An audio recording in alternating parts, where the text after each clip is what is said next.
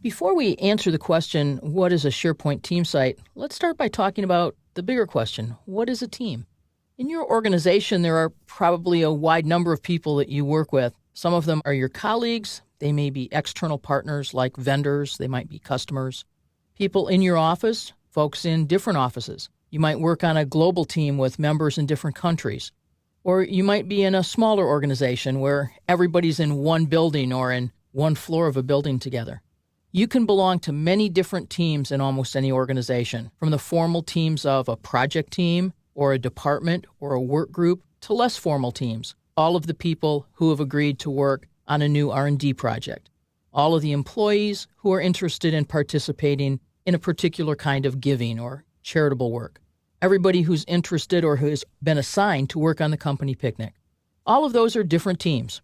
And when you have a team that's working together, all of a sudden that team starts to generate artifacts. For example, you'll be creating Excel spreadsheets and Microsoft Word documents and PowerPoint presentations and perhaps Access databases and project plans and Visio diagrams and a few things in Adobe Acrobat, and you'll be taking all those things and emailing them to each other. All of you will have inboxes full of documents, folders in your network share full of documents. And you begin to think, isn't there a better way than emailing documents, clogging up our servers, having to wonder who has the proper version of a document? If we're a team together, surely there has to be a way that we can support the work of a team by providing a common space for the things that we create together in order to get our job done here for this organization.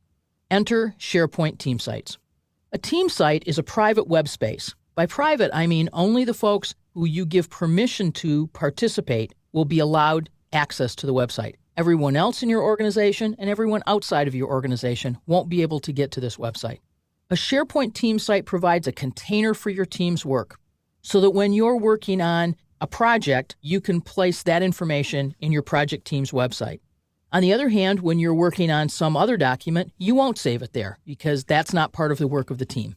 And it provides a collaboration space for team members because a team site has social networking capability. So this is where members of a team can go find out who else is online.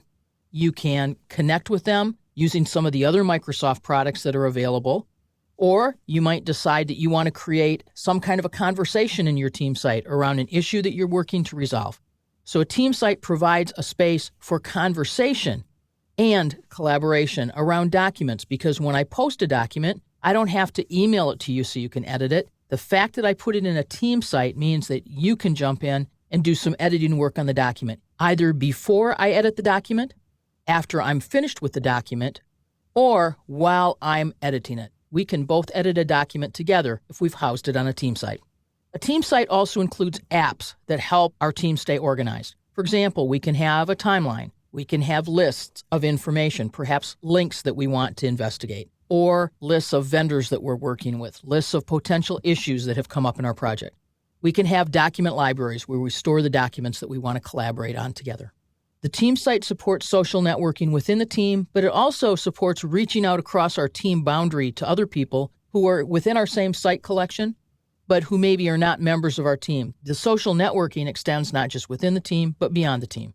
We also have forms for collecting information so that we could survey folks, or if part of our work is collecting new ideas, we could create a form, like a suggestion box. Tell us your new idea, click here and drop it into our SharePoint site.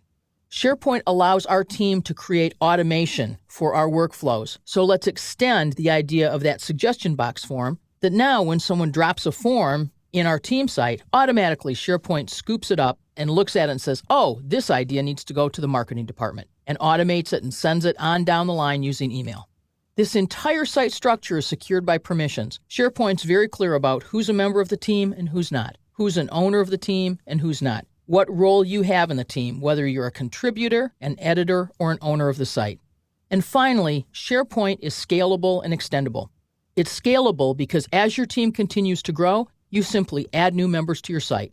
And it's extendable because SharePoint doesn't stop with its out-of-the-box functionality. You can also use other tools like SharePoint Designer and the built-in tools in SharePoint itself to provide automation, forms, custom libraries, custom lists, and whatever else your team needs to best be able to do its work using SharePoint Server 2013.